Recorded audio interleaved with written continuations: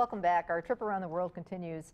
We're in the kitchen with Mary Pappas from Alpha Delights, a wonderful little cafe in De Pere. Mary and her family are from Greece, so she's making some classic, Greek dishes that you might not think are actually Greek. When I think Greek, I think gyro and baklava, but there's so many different things. Sure. This is the pulled lamb sandwich that we did earlier. Yeah, and we're using a ciabatta bun here, but something that would absorb some of the nice oil, that olive oil that we put on here, and we've just heaped some lamb on there, put some feta cheese underneath that romaine lettuce, and we're good to go. Just put the top on, cut it in half, and it's a very, very yummy meal. A great picnic meal, great special event meal in the winter or whatever. Looks fantastic, and once in a while they have that on special at Alpha Delights, so give them a call. They run that every once in a while.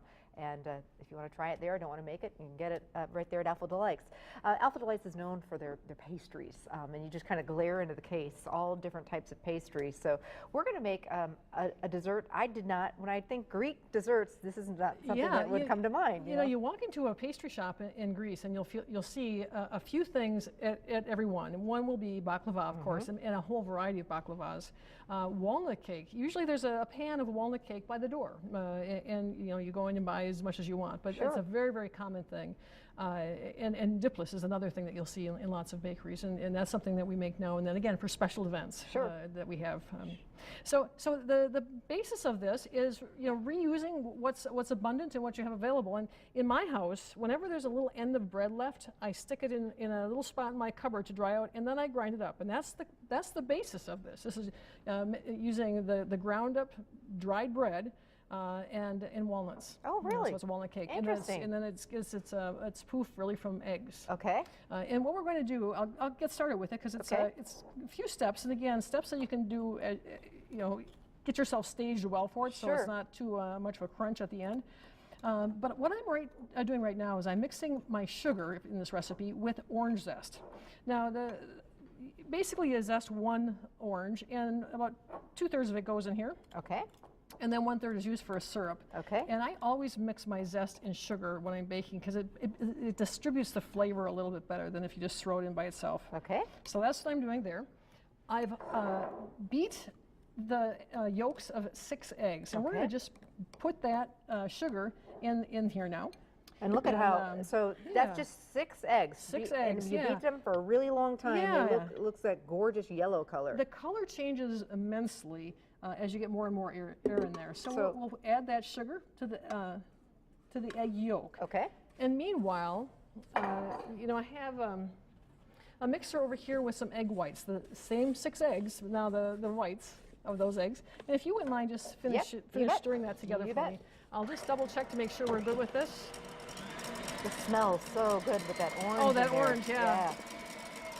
And I believe I'm to a good stage with my egg. Do you want whites. like stiff peaks? Is that what you're looking for? Yeah. Okay. Yeah, exactly. And I think that's pretty darn good. So we're going to fold that in here.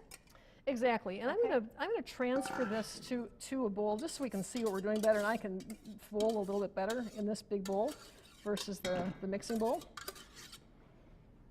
So this is a really economical cake to do. Well, it is because you're using some scraps for sure that are just in the house. I mean, we have some sugar, we've got an orange laying around, got some eggs laying around. Now, it's a folding technique that I've learned way back when, from some French pastry chefs that I went to school with, and their main suggestion for folding is to slice into the middle of whatever you're mixing, and then just kind of flop it over the top. And you're just trying to incorporate a little bit of air when you're folding it, as I'm doing right now. When you fold it and let it drop on, you're leaving the air stay in there. Now I'm going to move you along here, so we're running out of time. We got a springboard pan that we floured, and anything else did we do to it? No, there's flour on there and the oil. Okay. And I'm going to add our breadcrumbs. Again, not over mix it. And then I'm going to add our walnuts. That you've really crushed. You've crushed and I've ground those up quite a bit. Okay. Yeah. So that's what we're going to add into. And I would take a little bit more time, obviously, to mix these, but I want to make sure we have the basic concept here. Sure. Again, the number one sin, I think, of people when they fold is to overfold. Okay. Things will happen nicely for you in the oven. And actually, we're pretty darn close here, Amy, even if we weren't trying to move along. But again, things are incorporated nicely, and we'll just put that But you in can the form. still see how nice and light it is. We didn't. Oh, you yeah. know. Oh, absolutely. It's nice. And again, I would like to pay attention here to the fact that these ingredients are incorporated. So it doesn't take much to do the right thing in terms of getting things to come together while you're folding. Oven temperature for this, Mary? 350. Okay. And you'll want to wait for the sides to the cake to pull away from the sides. Okay. And again, a clean needle or toothpick, whatever. About half hour, 40 minutes? It's about 40 minutes. Okay. While this is in the oven, we're going to make a syrup too. Okay, And the syrup is honey and wine and some more orange zest. Okay. And when the oven, when we're done with the cake and it comes out of the oven, when it's still in the springform pan, we're going to poke some holes in the cake. Okay. And pour the syrup on that and let it sit. Have we done this already? And that's been done with that. If you want to cut into it and see what's going on so there. I know they use a lot of honey in, well, of course, baklava. So in Greek cooking. So. Yeah, there's a lot of honey. It's a wonderful preservative, really. I mean, desserts stay a long time with honey. So this is the cake, and what tastes really, really good is a nice dollop of, excuse my finger there, nice dollop of whipped cream. And I'm going to say, I'll get you a plate. Do you have a plate over there? I've got one right here. Okay. Yeah, and this is a great cake. This way you could finish it off with some whipped cream, or if you want powdered sugar, but don't use Cool Whip. Okay. Yeah, I would go with the canned whipped cream if you need to. I just brought that along for convenience, but do that. Put a little bit of additional lemon zest or orange zest on top of that, and you're good to go. It's delicious. Kind of like a rustic classic, really authentic Lots Greek of dessert. texture. Mary Pappas, Alpha Delights. If you don't feel like making one of these things, give her a call, and maybe she'll make them for you. Lots of great treats at her place. Always great to see you. Thanks so much. Thank you very much. We'll be back.